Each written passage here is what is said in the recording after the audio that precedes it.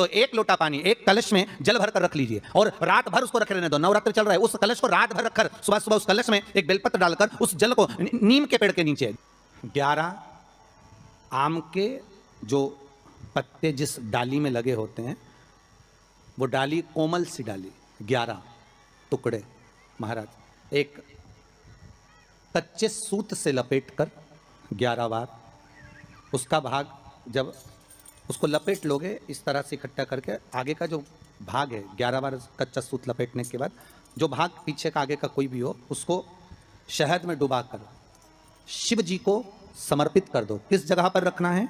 अशोक सुंदरी वाली जगह। अशोक सुंदरी की जगह जानते हो आप लोग, पहले भी आपको बताया है, आज फिर आपको वर्णन कर दें।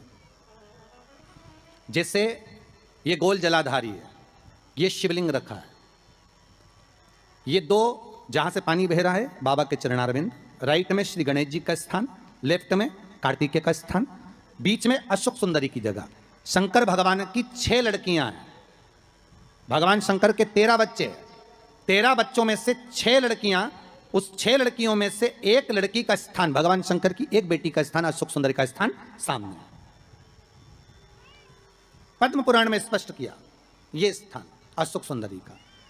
शंकर भगवान की जलाधारी में पार्वती जी का हस्त कमल, ऊपर से जो एक एक बूंद पानी गिरता है, यह शंकर भगवान की 5 लड़कियों का स्थान है। जया, विषहरा, शामरीबारी, दौतली और देव। शंकर भगवान की 5 लड़कियां भगवान शंकर के मस्तक पे जल की धार गिरा रही हैं। बीच में जो अशोक सुंदरी का स्थान है महाराज, उस जगह पर शहद का मुख, जो शहद आपने भिंगोया है, उस शहद का मुख शंकर जी की ओर कर कर इसी चैत्र के महीने में, इन्हीं नवरात्रि में शंकर भगवान के उस अशोक सुंदरी की जगह पर शहद का भाग शिव जी की ओर रख दें। महाराज अगर घर में संपदा की कमी हो या कोई पैसा खा गया हो, रुपया नहीं दे रहा हो, पैसा अटक गया हो, तो उस शहद को शिव जी की ओर मुख कर कर उस आम के पल्लव की जो डंडी है उसको 11 डंडी को वहां रख दीजिए और उससे अपनी कामना कर कर आ जाइए। हो सके उस शहद में से थोड़ा सा शहद किसी रुमाल पर किसी कपड़े में लगाकर उसको रख लीजिए। जिस व्यक्ति से पैसे लेना है, जिस व्यक्ति से पैसे मांग रहे हो, उससे एक बार जाकर मिल लीजिए, एक बार उसको खबर कर दीजिए। बाबा चाहेगा भोलेनाथ तो नवरात्रि में ही पैसा वापिस आ जाएगा, अगर शिव कृपा कर दे। ये बाबा की करुणा। आम का पल्लव कोई साधारण नहीं जिसको कलश के ऊपर रखा जाता है, शिव की कृपा। जिस आम के पेड़ पर स्वयं कामदेव चढ़कर भगवान शंकर के तीसरे नेत्र द्वारा जलकर भस्म हो जाते हैं, वो आम का पेड़ साधारण नहीं हो सकता, सहज नहीं है। और वैसे भी शिव शिव है महाराज। आम का जो पत्ता होता है, आम का जो पल्लव होता है, उस आम के पत्ते पर हल्दी और सिंदूर,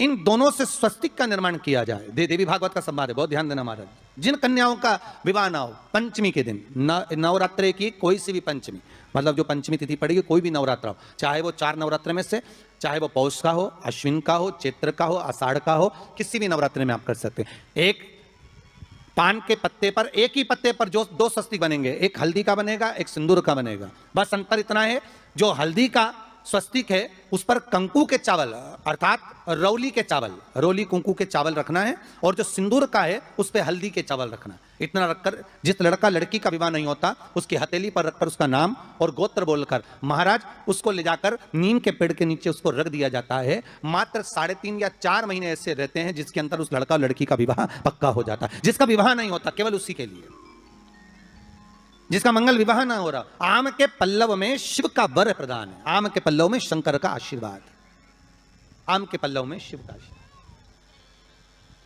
के दिन लोग देवी जी की स्थापना करते हैं, तो क्या स्थापना में क्या रखते हैं? कलश रखते हैं ना। तो कलश किस लिए रखा जाता है? कलश का क्रम क्या है?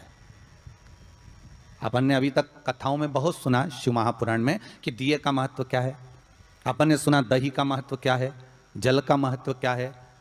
पूरी शिव महापुराण में अपने अलग अलग महत्व को जाना है, पर यह नवरात्रे में जो शिव महापुराण की कथा शुरू हो रही है, नवरात्रे में जो शिव महापुराण की कथा को हम श्रवण करने के लिए बैठे हैं, इसमें हमारा एक संशय और मिटना चाहिए कि भारत की भूमि पर जब मां आद्य शक्ति की स्थापना होती है, मां जगतजननी को जब विराजमान किया जाता है, या चैत्र नवरात्रे में, शरदीय नवरात्रे में, आषाढ़ी नवरात्रे में,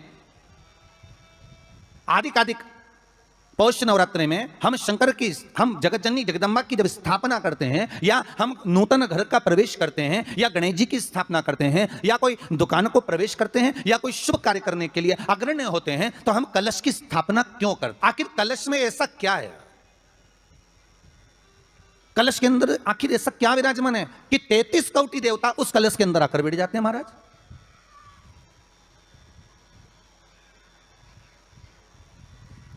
आप कोई यज्ञ करने जा रहे हो, आप कोई पोथी पुराण करने जा रहे हो, आप कोई अच्छा कार्य करने जा रहे हो, तो ब्राह्मण देवता कह देते कलश की स्थापना होगी, कलश की शोभा यात्रा निकलेगी, कलश यात्रा निकलेगी, कलश विराजमान होगा। और आज हर की पौड़ी पर, प्रयागराज में या उज्जैनी में, नासिक में जो बड़े बड़े कुंभ के मेले होते, कुंभ का मतलब भी तो कलश से होता है। उसकी महत्वता क्यों है? उस कुंभ की, उस घड़े की महत्वता कहां से प्रकट हो गई? शिव महापुराण की कथा कहती है महाराज, भगवान औघड़दानी शंकर स्वयं आद्य शक्ति जगदम्बा से कहते हैं कि जगदम्बा तू क्या चाहती है बोल। तो जगत जननी जगदम्बा कहती है कि जहां मैं हूं वहां शंकर है, ये आपने कह दिया, पर जहां शंकर है वहां पार्वती का होना जरूरी है। उसके लिए सिद्ध करने के लिए एक स्थान ऐसा बनाया जाए जहां पर शंकर विराजमान है और शंकर के साथ पार्वती विराजमान है। तो शिव जी ने कहा पार्वती, उसके लिए मैं तुझे एक सुंदर कलश का निर्माण कर देता हूं। कितना सुंदर लिखा है देवी भागवत के अंदर कि जहां कलश की स्थापना होती है उस जगह पर किसी देवताओं को बुलाने की जरूरत नहीं होती। 33 कोटि देवता उस जगह पर स्वतः विराजमान हो जाते हैं। स्वयं 33 कोटि देवता स्वयं वहां विराजमान। और कितनी महत्वता कलश की महाराज। आप लोगों से भी निवेदन है, क्षेत्रीय प्रतिपदा है आज, जिनके घर में ज़्यादा रोग हो, बीमारी हो, ज़्यादा तकलीफें आ रही हों, कष्ट बढ़ रहा हो, बीमारियां बढ़ रही हों, या भय लग रहा हो, डर लग रहा हो, हृदय चित्त में कहीं ना कहीं आपको भय का भान हो रहा हो, तो एक लोटा पानी, एक कलश में जल भर कर रख लीजिए और रात भर उसको रखे रहने दो। नवरात्र चल रहा है, उस कलश को रात भर रखकर सुबह सुबह उस कलश में एक बेलपत्र डालकर उस जल को नीम के पेड़ के नीचे, जहां चैत्री नवरात्रि में नीम के पेड़ के नीचे सारी विद्याएं, आद्य शक्तियां, सारी देवी उस नीम के पेड़ के नीचे विराजमान रहती हैं। उस कलश में एक बेलपत्र डालकर रात भर रखकर उस जल को पूरे घर में घुमाकर उस नीम के पेड़ के नीचे समर्पित कर दीजिए महाराज। घर में भय लगना बंद हो जाएगा, कोई बड़ी बीमारी आपको घेरेगी नहीं और उस बीमारी से, उस रोग से आप मुक्त रहेंगे। उस बीमारी से, उस रोग से आप मुक्त पाएंगे, वो बीमारी आपको घेर नहीं। कलश का इस संसार सागर से उबरने के लिए हम भगवान की कथा को अपने हृदय में, अपनी चित्तवृत्ति में, अपने मन में उतार लें।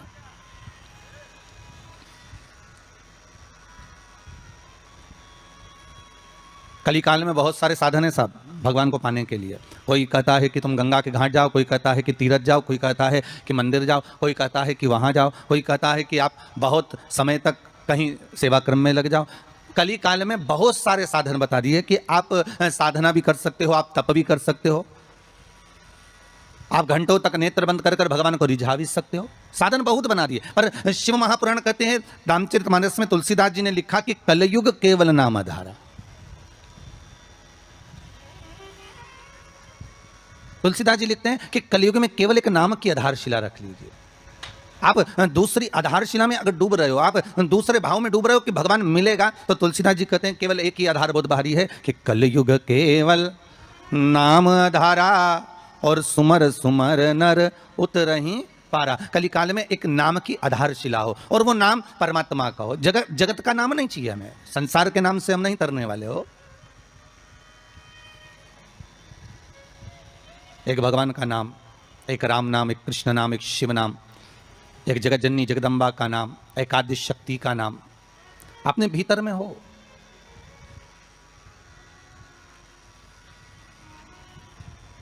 और फिर जब उस परमात्मा का नाम हम इस हृदय चित्त से लेंगे, उस परमात्मा के नाम में जब हम डूबेंगे, तो उसका आनंद भी तो बहुत ध्यान देना महाराज। कलश का जो मुख होता है, उस मुख पर भगवान विष्णु का स्थान होता है। किसका स्थान है? भगवान विष्णु का।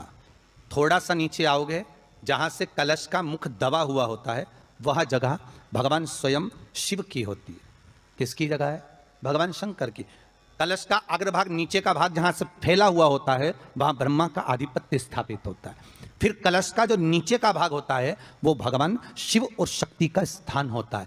कलश के बाहरी भाग में, जहां पर बाहर का हिस्सा होता है, उस कलश के बाहरी भाग में 33 कोटि देवताओं को भगवान शंकर ने लाकर विराजमान किया होता है। महाराज भगवान शंकर 33 कोटि देवताओं को निमंत्रण देकर उस कलश में विराजमान कर दिया। आप स्वर्ग जाएंगे ना जाएंगे इसका कोई गारंटी नहीं है।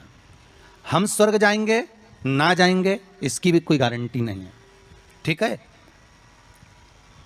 पर इतना विश्वास जरूर है कि आप अगर भगवान शंकर का अनुमोदन कर रहे हैं, आप शिव नाम की चर्चा कर रहे हैं, आप शंकर की कथा को श्रवण कर रहे हैं, आप शंकर की कथा में डूबे हुए हैं, आप आदिशक्ति के नवरात्रे में शंकर का अनुमोदन कर रहे हैं, आप शिव अर्चना कर रहे हैं, आप शंकर का नाम जाप कर रहे हैं, आप शंकर का स्मरण कर रहे हैं, तो यह पक्का है कि आप बैकुंठ जाएंगे ना जाएंगे इसकी कोई गारंटी नहीं है। पर यह पक्का है कि आप अगर भगवान के नाम में डूबे रहे तो बैकुंठ अधिपति नारायण तुम्हारे पास जरूर आ जाएगा, यह पक्का है महाराज। आप जाएंगे ना जाएंगे उसके कोई बात नहीं है, पर भगवान स्वतः, नारायण स्वतः अपने पास आ जाए इसका सुख है, इसका एक आनंद।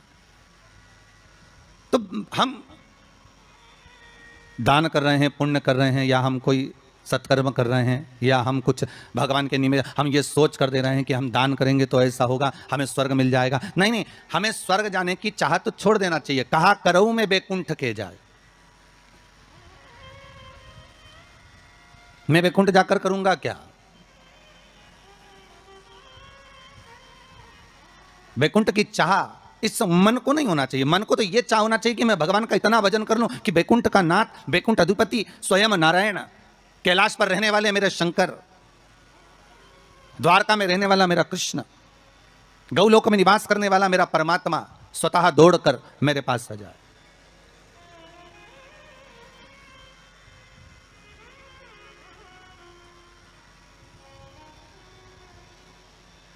और उस परमात्मा को पाने के लिए महाराज केवल एक नाम का था। तो बैकुंठ आप जाएं या हम जाएं इसका कोई पक्का भरोसा या विश्वास नहीं, कोई ने लिख के भी नहीं दिया तुमको, और जो गए उनसे पूछ भी नहीं सकते कि तुम बैकुंठ में हो कि और कहीं हो। कि किसी ने फोन लगाया था गए हुए व्यक्ति को कि तुम कहाँ बैकुंठ में बैठे हो कि कहाँ हो, तो कोई बताने वाला भी नहीं है कि बैकुंठ गया कि नहीं गया, ये कुछ बोल भी नहीं सकते। पर एक बात और है महाराज, एक बात और अग्नि पुराण में कहा है कि किसी के प्राण छूटने के बाद अगर दुनिया के लोग जब उसको लेकर जा रहे हो, दुनिया के लोग उसको लेकर जाते समय दुनिया के लोग अगर बात कर रहे हो कि हाँ बहुत अच्छा था, सब भगवत भजन में डूबने वाला था, स्मरण करने वाला था, दान करने वाला था, पुण्य करने वाला था, सत्कर्म करने वाला था, भगवान की भक्ति में डूबने वाला था, अच्छा व्यक्ति था, तो अग्नि पुराण कहती है ये मान लो कि वो जीव ने बैकुंठ का भाग ग्रहण कर लिया।